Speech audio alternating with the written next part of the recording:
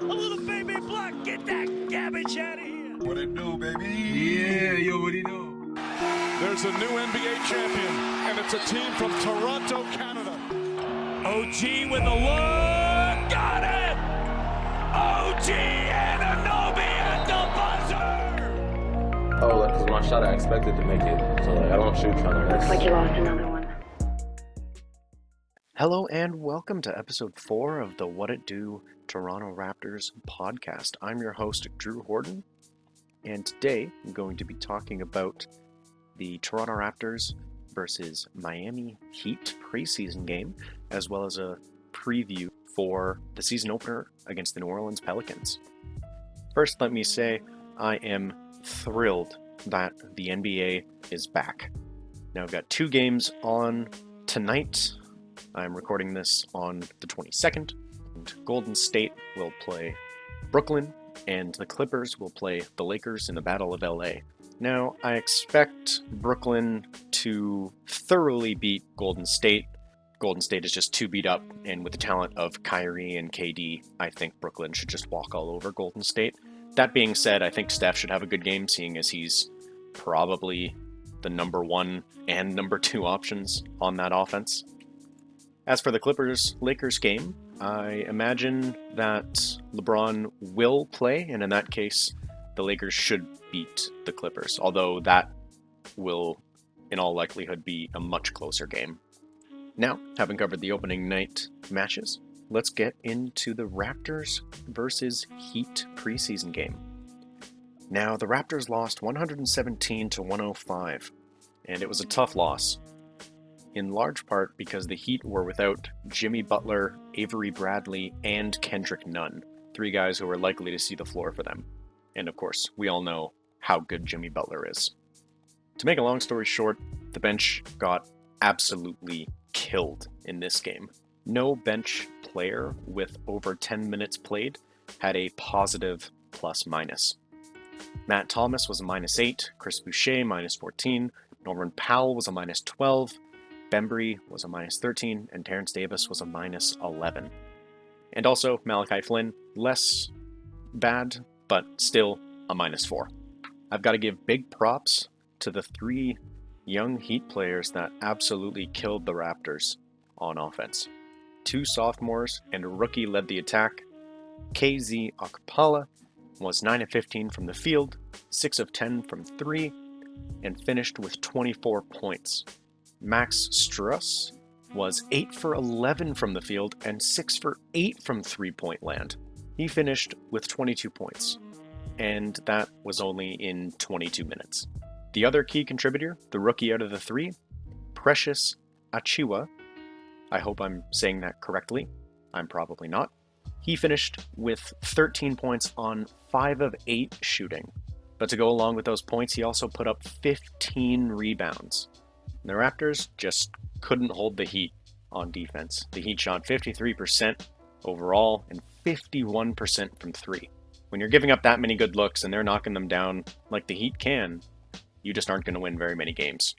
Now onto the Raptors side, Siakam and Fred VanVleet both struggled to score.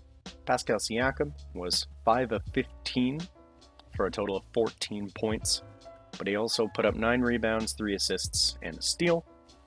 And Fred VanVleet was 3 of 11 from the floor, including 0 of 7 from 3. Tough night for him. 3 rebounds, but did put up 7 assists. Now the Heat really packed the paint and made it tough for anyone driving in, which is why the 2-point percentage is very bad for Siakam. He shot 1 of 8 from 2-point range, but on the flip side, he did shoot 4 of 7 from 3. So it is encouraging that his 3-point shooting is improving. In who you could call the lone bright spot for the Raptors, Kyle Lowry. He had a phenomenal game. 25 points on 7 of 14 shooting, and he also added 3 assists and 2 steals to that.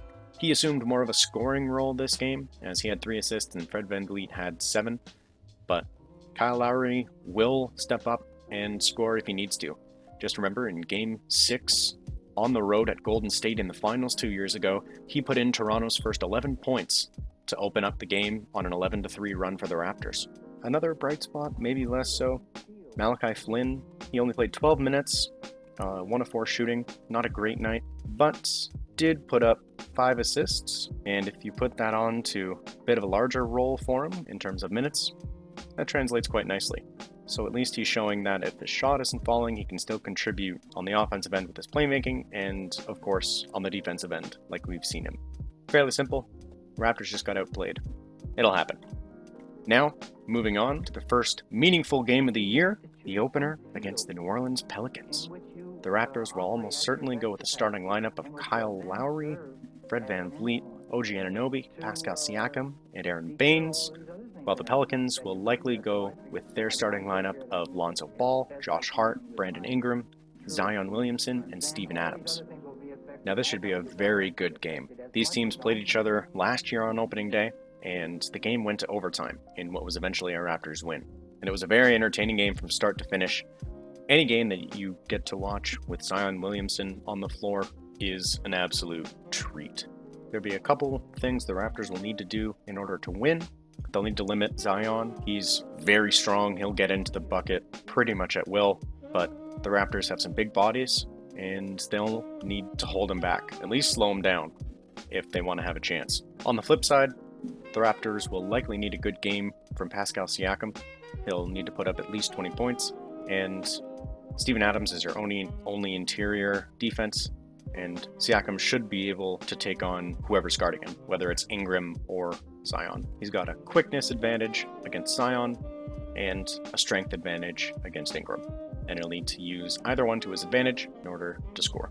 Another thing the Raptors need to do is get out in transition. They're a great transition team, and they need those points because their half-court offense can stall at times. This game is a hard one to predict because both teams are very good on paper, but I'd have to give the Raptors an edge due to their veteran presence and coaching. That being said, Zion put up 28 points a game in the preseason, and I don't think he played more than 30 minutes in any of those games, and he's likely to play between 33 and 38 in this upcoming game. So we'll see. I have the Raptors, but it's very, very close. I, for one, am absolutely fired up to have the NBA season back, and you should be too. Thank you for listening to episode 4 of the What It Do Toronto Raptors podcast. I have been your host, Drew Horton, signing off. Peace!